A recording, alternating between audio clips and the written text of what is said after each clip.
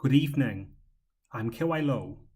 Tonight, I will find out whether it is worth traveling from Hong Kong to Beijing by the brand new high-speed train.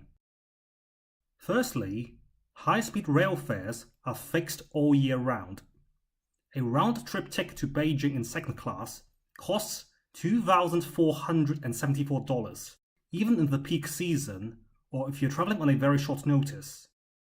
Meanwhile, a round-trip economy class ticket to Beijing costs nearly $2,700 with Cathay Pacific outside of the peak seasons, and will obviously cost way more in the peak seasons or if you need to make a very last-minute booking. Hong Kong Airlines is cheaper, but there are a number of drawbacks for flying with them. While there are 3 flights per day, the first one departs way too early, so you have to get up at maybe 4 a.m. and spend a few $100s on taxi fares to the airport. The next 2 flights arrive too late, so you'll be forced to spend more money booking an extra night at your hotel. In any case, you will not be saving any money. Let's also consider the costs of traveling to and from your point of arrival in Beijing. You can take the subway straight from the Beijing West Station, and it will only cost you 3 or 4 yuan to reach the hotel. Whereas you need to first take the Airport Express into town from Beijing Airport before you can transfer to the subway, thus costing you 25 yuan each way. In the end, only flying with a budget airline will be cheaper than taking the high-speed train. But would you really want to do that?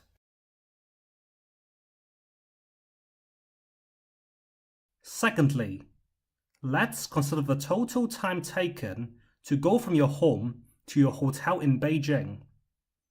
Assume that you live on the western half of Hong Kong Island, that is, Kennedy Town, Central, or Wan Chai.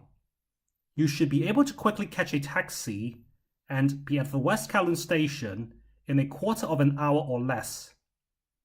If you arrive at the station 45 minutes before your train departs, as advised by the government, in order to have ample time to go through both the Hong Kong and Chinese immigration and wait for your train, you would have been off within an hour of leaving your home.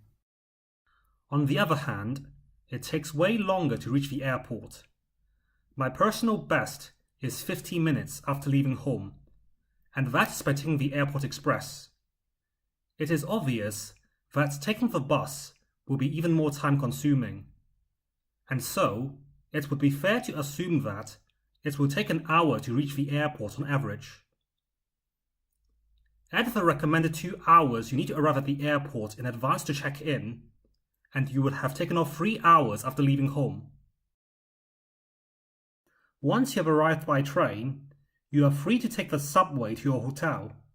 Since the station is very close to the city centre, it shouldn't take longer than half an hour. Meanwhile, you have to clear immigration and collect your baggage upon arriving at the Beijing airport. The time taken may vary, but I will not be surprised that it will be an hour before you enter the arrival hall. If you decide to take the Airport Express into town, it takes half an hour to reach the Dongzhimen station. From there, you need to exit the Airport Express station and walk over to the subway station before you can change trains. So, all in all, you can easily take over an hour to reach your hotel. Another thing of note is that mainland airports are notorious for their delays, and they're getting more serious over the past few years. Flights departing from the Beijing airport were delayed by an average of 72 minutes in 2017. So you should also take that into account when planning your flights.